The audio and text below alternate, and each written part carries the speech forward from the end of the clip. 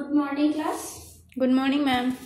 बच्चों, आज हम आप लोगों से कुछ क्वेश्चन करना चाह रहे हैं जिनके आंसर आप लोगों को ही देने हैं। तो हमारा जो पहला क्वेश्चन होगा, ये बताइए कि पृथ्वी पर सबसे जागरूक प्राणी कौन सा है? मनुष्य। वेरी गुड, सही बताया आपने। पृथ्वी पर सबसे जागरूक प्राणी जो है वो मनुष्य ही है। अच्छा, दूसरा ये बताइए कि ऑक्सीजन गैस जो मिलती है वो हमें किससे प्राप्त होती है? पेड़ पौधों से। अच्छा, मनुष्य को सांस लेने के लिए किस गैस का इस्तेमाल किया जाता है? ऑक्सीजन। यस, ऑक्सीजन गैस का ही इस्तेमाल किया जाता है। अच्छा, और ऑक्सीजन हमें पेड़ पौधों से मिलती है, ठीक है। अच्छा, पेड़ पौधों पर कौन कौन से जीव निवास करते हैं? गौरैया है, कावा है, बहुत सारे निवास करते हैं मैम। हाँ, गिलहरी है और बहुत सारे जीव जंतु, कीड़े मकोड़े भी निवास करते हैं। तो सही बताया आपने। अच्छा, जो पक्षी हैं पेड़ पौधों पर अपने रहने के लिए क्या बनाते हैं? घोंसला। ओके। अच्छा, घोंसले का पर्यायवाची बताइए। नहीं आता, ठीक है। तो आज हम पढ़ेंगे नीड़ का निर्माण फिर।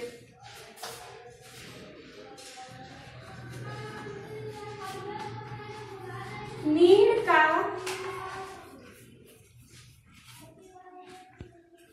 निर्माण फिर। तो इसमें जो कविता है नीड़ का निर्माण फिर, प्रस्तुत कविता में जो है कवि के जीवन का उल्लास और उत्साह छलक रहा है। जो कविता है इसमें कवि के जीवन का जो उल्लास है, खुशियां हैं और उत्साह, जो उसके अंदर एक उत्साह भरा हुआ है वो छलक रहा है। कविता के द्वारा कवि ने जीवन की कठिनाइयों से लड़ने और सब कुछ नष्ट हो जाने पर भी हार न मानने अर्थात फिर से नया निर्माण करने की प्रेरणा दी है, ठीक है। तो इस कविता के माध्यम से जो भी कविताएं या कहानियां लिखी जाती हैं, जैसा कि हम पहले ही बता चुके हैं कि कोई भी लेखक हो या कोई भी कवि हो, कुछ न कुछ उद्देश्य लेकर ही कविताएं या कहानियां लिखता है, ठीक है। तो इस कविता के पीछे भी कोई ना कोई उद्देश्य छिपा हुआ है। तो इस उद्देश्य में यही है कि लेखक जो है अपना उल्लास और जो है अपना उत्साह मतलब दिखा रहा है, लोगों को छलक रहा है उसके इस कविता में, ठीक है। तो इस कविता का हम अध्ययन करेंगे, इसका रसास्वादन करेंगे और इसके भावार्थ को भी समझेंगे, ठीक है। नीड़ का निर्माण फिर, नेह का आह्वान फिर, बह उठी आंधी की नभ में, छा गया सहसा अंधेरा, धूलि धूसर बादलों ने भूमि को इस भांति घेरा, रात सा दिन हो गया फिर, रात आई और काली, लग रहा था अब न होगा इस निशा का फिर सवेरा, ठीक है। तो जो पक्षी हैं, मतलब कवि का कहना है कि जो पक्षी है वो एक भयानक से तूफान, जब तूफान आता है, आंधी चलती है, तो एक पक्षियों के जो घोंसले होते हैं वो उजड़ जाते हैं, टूट जाते हैं, बिखर जाते हैं। तो इस तरीके से तो उन्हें टूट जाना चाहिए, क्योंकि उन्होंने तो तिनके से अपना घोंसला बनाया है ना, तो उन्हें तो टूट जाना चाहिए। लेकिन वो टूटते नहीं है, बिखरते नहीं है, रोते नहीं है, बिलखते नहीं है, क्योंकि अगर वो रोएंगे बिलखेंगे तो इसका कोई निवारण नहीं है। इसलिए वो फिर से जब घोंसला पुनः बनाते हैं, पुनः तिनके से अपने घोंसले का निर्माण करते हैं, मतलब वो फिर से जो है घोंसला बनाते हैं। और ये कर वो क्या साबित करना चाहते हैं? वो फिर से प्रेम का प्रदर्शन साबित करते हैं। क्या करते हैं? प्रेम का प्रदर्शन करते हैं, ठीक है। बह उठी आंधी की नभ में, छा गया सहसा अंधेरा, मतलब जब आंधी चली, खूब तेज हवाएं चली, मतलब आंधी चली, तूफान आया, तो नभ में, आकाश में अंधेरा सा छा गया। मतलब जब आंधी आई तो बादल घिरा है और उन बादलों को देखकर ऐसा लग रहा था कि ये अब बहुत ज्यादा अंधेरा छा गया है, ठीक है। धूलि धूसर बादल ने भूमि को इस भांति घेरा, मतलब धूल से सने बादल, मतलब जो पानी लेकर आए हुए हैं, वो इस तरीके से उमड़कर धरती की तरफ आ रहे हैं। ऐसा देखकर उन्हें लगता है कि जैसे वे धरती को घेर रहे हैं चारों ओर से, वो इस तरीके से धरती की तरफ झुके आ रहे हैं। रात सा दिन हो गया फिर, रात आई और काली, और जो दिन है वो इतनी तेज तूफान चल रहा है, इतनी तेज आंधी है, इतनी तेज आंधी चल रही है जिसमें घोंसले टूट रहे देखकर, उस आंधी को देखकर जो दिन है वो भी काला सा प्रतीत होता है, वो भी रात सा दिखता है। ठीक है, लग रहा था अब न होगा इस निशा का फिर सवेरा। और उस आंधी तूफान से भरे मतलब तूफान को देखकर ऐसा लग रहा था, उस घुमड़ कर आए बादल जो धरती को चारों तरफ से घेरे जैसे मालूम पड़ रहे थे, उन्हें देखकर ऐसा लग रहा था कि अब इस रात्रि का कोई सवेरा नहीं होगा। ठीक है, रात के उत्पात भय से भीत जन जन भीत कड़कर, मतलब रात्रि का जो उत्पात था, रात्रि में जो आंधी तूफान आया था जिससे लोग भयभीत हो गए थे, जिससे लोग बहुत ज्यादा डर गए थे, उन्हें देखकर ऐसा लग रहा था कि अब जो है उनके अंदर जो डर है वो बैठ गया है। वो बेचारे ऐसा सोच रहे थे कि अब जो इस रात्रि का कोई भी सवेरा नहीं होगा।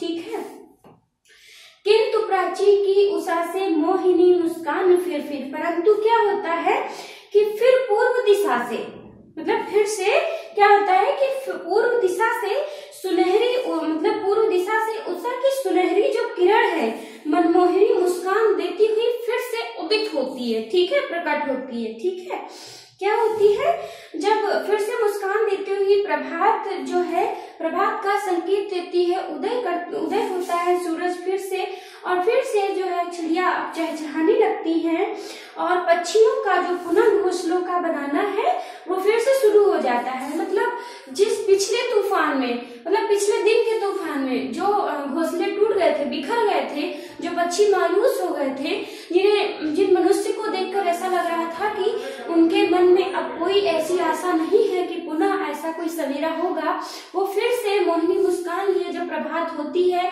और सूर्य की किरणें खिलती हैं, तो फिर से वो पक्षी पुनः अपनी नई उमंग के साथ में घोंसले का निर्माण करते हैं। और उन घोंसलों का निर्माण करना उनको क्या कहलाता है कि वो फिर से क्या करते हैं, प्रेम का अपने प्रदर्शन करते हैं। ठीक है, भले बह चले झोंके की कांपे भीम काया वानरुधर, मतलब इतने तेज जो है हवाओं के झोंके चल रहे हैं, इतनी तेज हवाओं के झोंके बह रहे हैं, तूफान आ रहा है कि उन्हें देखकर मतलब भूमि भी कांप रही है, भूमि भी क्या हो रही है, कांप रही है। जड़ समेत उखड़ उखड़ कर पेड़ गिरे टूटे विटपवर, मतलब क्या होता है कि जो पेड़ है, जो मजबूत पेड़ है, जो जड़ नीचे लगी हुई है, वो भी उखड़ रहे हैं, टूट रहे हैं, बिखर रहे हैं। और टूटे विटपवर मतलब छोटे छोटे पक्षियों के जो घोंसले हैं वो भी उड़े जा रहे हैं, टूटे जा रहे हैं। ठीक है, हाय तिनको से में घोंसलों पर क्या न बीती, हे प्रभु उन तिनकों से निर्मित जो घोंसले थे, जो बनाए गए थे पक्षियों के द्वारा, उन घोंसलों पर क्या न बीती होगी, वो किस तरीके से उजड़े होंगे, और उन पक्षियों का क्या हाल होगा जिन्होंने तिनके तिनके से इसका जो है घोंसला निर्माण किया था। परंतु ऐसा कुछ नहीं होता है, घोंसले बनाने वाले पक्षी निराश नहीं होते हैं। वो पुनः प्रभात जब होती है, जब सूर्य की किरणें मोहिनी मुस्कान के साथ खिलती हैं, तो पक्षी पुनः उस घोंसले का निर्माण करते हैं, और वो भी नई उमंग के साथ। ठीक है, डगमगाए जब की कंकड़ ईंट पत्थर के महल पर, बोल आशा के विहंगम किस जगह पर तू छिपा था, जो गगन पर चढ़ उठाता गर्व से निज वक्ष फिर। हे भगवान, हे प्रभु, इस भयंकर तूफान से छोटे छोटे जो घोंसले हैं जो टूट गए थे, क्या है जब इतनी तेज तूफान आएगा, मतलब जिसमें बड़े बड़े पेड़ गिर रहे हैं, तो छोटे छोटे घोंसलों की क्या औकात, वो तो टूटेंगे ही। और इस भयंकर तूफान से जो छोटे छोटे घोंसले टूट गए थे, हे पक्षी, हे पक्षी, हे विहंगम, हे पक्षी तू कहाँ छिपा है, इस भयानक तूफान में भी आसमान पर ऊंचाई पर उड़ते दिखाई दे रहा है। मतलब इतनी तेज तूफान आया और उसका घोंसला, पक्षियों का घोंसला टूट गया, लेकिन फिर भी पक्षियों ने अपनी जो है हार नहीं मानी, और वो आसमान पर उड़ रहा है, और वो तूफान का जो झोंका है वो अपनी सीने पर खा रहा है, और फिर भी वो हार नहीं मान रहा है।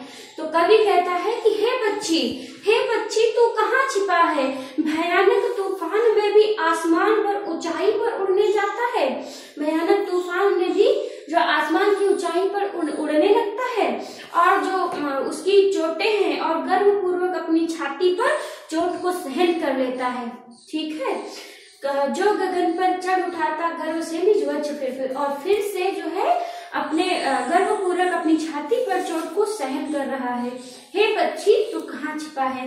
नीड़ का निर्माण फिर और उस तरीके की चोटें पक्षी सहते हुए, खाते हुए फिर से क्या करते हैं, एक नए घोंसले का निर्माण करते हैं और एक नई पुनः प्रभात होती है, उमंगमयी प्रभात होती है, जो मोहिनी मुस्कान के साथ जो है सूर्य खिलता है। फिर से पक्षी क्या करते हैं, फिर से अपने घोंसले का नया निर्माण करते हैं और इस घोंसले का नया निर्माण कर वो क्या करते हैं, वो अपने प्रेम का प्रदर्शन करते हैं एक तरीके से, और कभी भी हार न मानने के लिए मनुष्य को प्रेरणा देते हैं। ठीक है, तो इस कहानी के पीछे जो लेखक है उसका बहुत ही गूढ़ उद्देश्य छिपा हुआ है।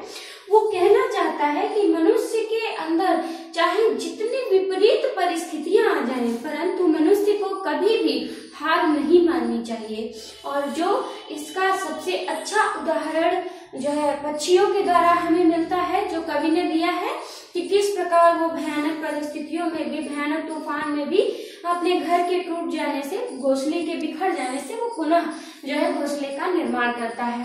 और इसका एक और उदाहरण हो सकता है कि जो चींटी होती है वो कितनी छोटी होती है, वो जब एक ऊपर चढ़ती है, दीवार पे चढ़ती है तो कितनी बार गिरती, बहुत बार गिरती, लेकिन क्या वो कभी हार मानती है? नहीं। और अंत में वो क्या करती है, वो विजय को प्राप्त करती है, वो अपनी मंजिल को प्राप्त करती है। इस तरीके से जो कवि का उद्देश्य है वो यही है, मेन उद्देश्य यही है कि विपरीत परिस्थितियों में होकर भी मनुष्य को संयम से काम लेना चाहिए और उसे कभी भी हार नहीं माननी चाहिए। तो बच्चों, ये जो नीड़ का निर्माण फिर कविता है, इसके जो लेखक हैं वो हरबंस राय बच्चन जी हैं और उनके द्वारा जो उन्होंने ये प्रेरणा दी है कि जो कवि के जीवन में जो उल्लास है, जो उत्साह है, वो उनकी कविताओं में झलक रहा है और इस कविता के माध्यम से कठिनाइयों से लड़ने और सब कुछ नष्ट हो जाने पर भी पुनः निर्माण करने की सलाह मिलती है। तो बच्चों, आज हम इस कविता को पढ़ेंगे और इसका भावार्थ लिख कर लाएंगे। आपका ग्रह कार्य।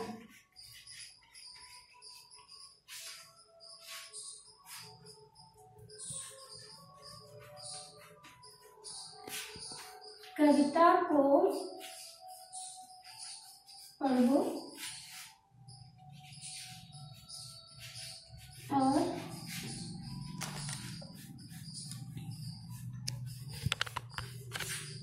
भावार्थ